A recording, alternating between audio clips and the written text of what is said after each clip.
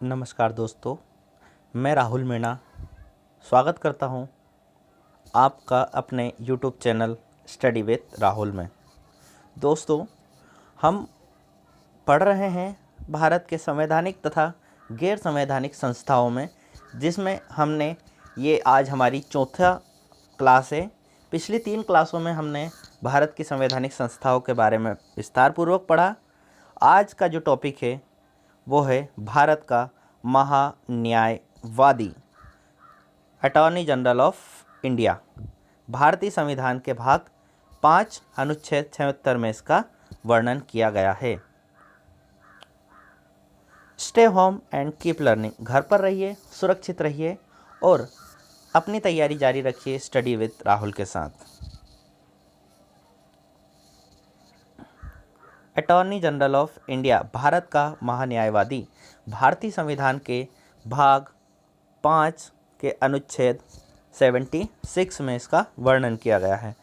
भारतीय संविधान के अनुच्छेद 76 के अंतर्गत भारत का एक महान्यायवादी पद की व्यवस्था की गई है। अर्थात भारतीय संविधान के अनुच्छेद 76 के अंतर्गत भारत का एक महान्यायवादी होगा, जो देश का सर्वोच्च कानून अधिकारी होता है। दोस्तों, यह भारत सरकार का कानून अधिकारी होता है। यह भारत सरकार को विधि या कानून संबंधी सलाहें प्रदान करने का कार्य भी भारत के महान्यायवादी का होता है। नियुक्ति, दोस्तों, भारत के महान्यायवादी की नियुक्ति मंत्रिपरिषद की सलाह से भारत के राष्ट्रपति द्वारा की जाती है।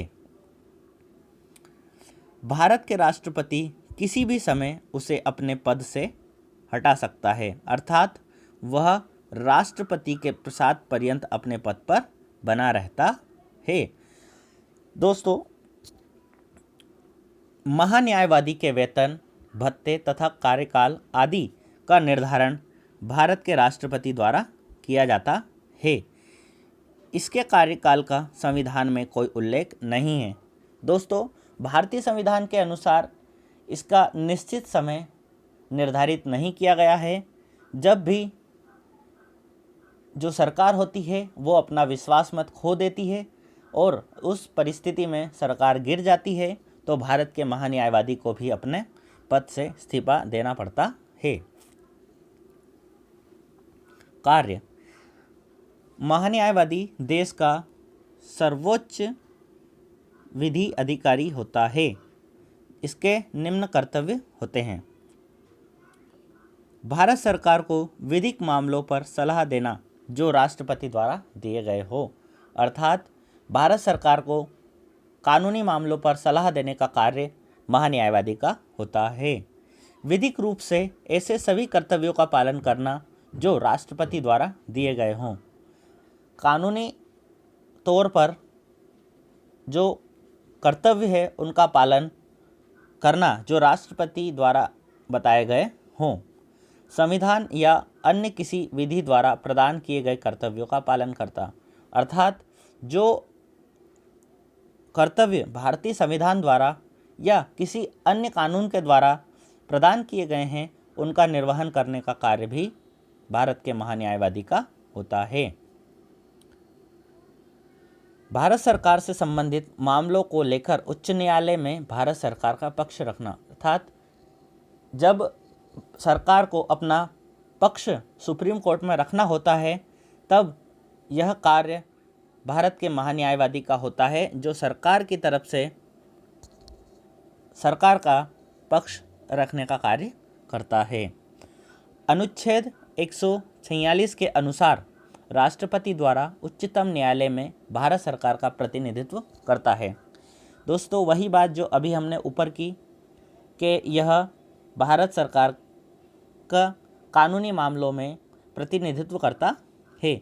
उच्चतम न्यायालय में सुनवाई का अधिकार या अपने अधीन सॉलिसिटर जनरल को उच्च न्यायालय में सुनवाई के लिए भेजना।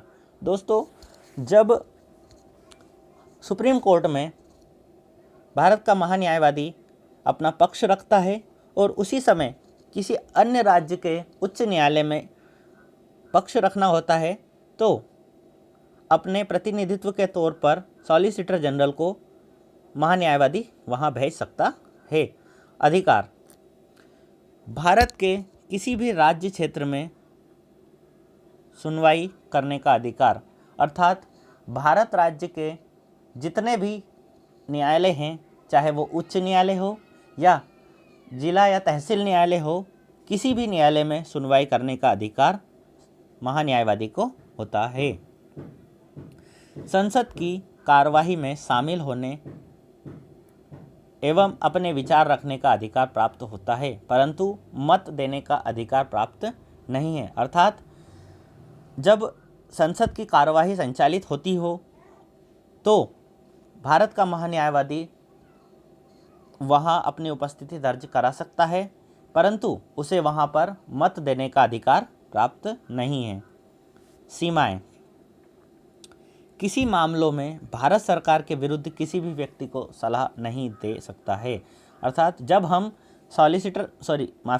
महान्यायवादी के पास किसी भी मामले में सलाह के लिए जाते हैं और वह सलाह भारत सरकार के विरुद्ध हो तो ऐसे मामलों में महान्यायवादी सलाह नहीं दे सकते। आपराधिक मामलों में भारत सरकार के अनुमति के बगैर किसी व्यक्ति का बचाव नहीं कर सकता। अर्थात जब किसी व्यक्ति को जो कि दुष्कर्म या किसी भी अन्य प्रकार के मामले में व्यक्ति दोषी हो तो उसके बचाव के लिए महान्यायवादी नहीं जा सकता जब तक कि भारत सरकार द्वारा उसे अनुमति प्राप्त ना हो। भारत सरकार की अनुमति में किसी भी कंपनी में कोई पद ग्रहण नहीं कर सकता, जैसे कि जियो है या एयरटेल है या वोडाफोन, जो भी कंपनी है इसमें निर्देशक है या कार्यकारी अध्यक्ष, इस प्रकार के कोई से भी पद को वह ग्रहण नहीं कर सकता। वह उन विषयों पर टिप्पणी नहीं कर सकता जिन मामलों में उसे भारत सरकार के ओर से पेश होना है। अर्थात जिन मामलों में वह भारत सरकार के बचाव के लिए सुप्रीम कोर्ट या हाई कोर्ट में प्रतिनिधित्व करेगा, उन मामलों में वह टिप्पणी नहीं कर सकता। यह भारत सरकार का कोई नियमित नौकरशाह नहीं है। अर्थात जैसे कि आईएएस और आईपीएस अधिकारी होते हैं जो कि एक निश्चित समय अवधि या 62 वर्ष या 65 वर्ष तक भारत सरकार के अंतर्गत कार्य करते हैं, ऐसा यहाँ पर कोई निश्चित नहीं है। उसे आवश्यकता होने पर भारत सरकार द्वारा बुलाया जा सकता है। वह अन्य न्यायालयों में अपनी वकालत जारी रख सकता है। सॉलिसिटर जनरल, यह महान्यायवादी के अधीन कार्य करता है। यह कोई संवैधानिक पद नहीं है। यह भारत सरकार के महान्यायवादी के अधीन उच्च न्यायालयों का प्रतिनिधित्व करता है। वर्तमान में सॉलिसिटर जनरल तुषार मेहता जी हैं। भारत के महान्यायवादी की योग्यता, भारत का महान्यायवादी बनने के लिए निम्न योग्यताओं का होना आवश्यक है।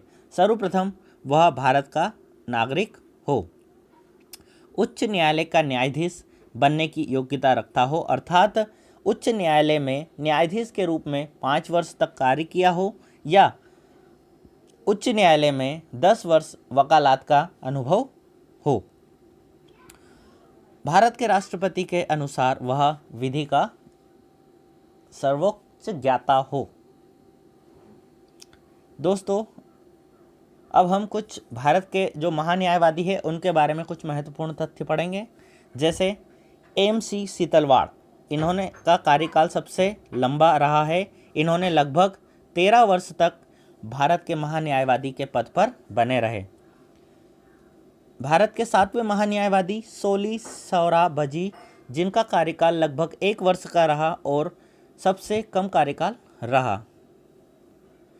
14वें महान्यायवादी मुकुल रोहतगी जी थे और वर्तमान में के वेणुगोपाल भारत के महान्यायवादी है जो 30 जून 2017 से अभी तक अपने पद पर बने हुए हैं।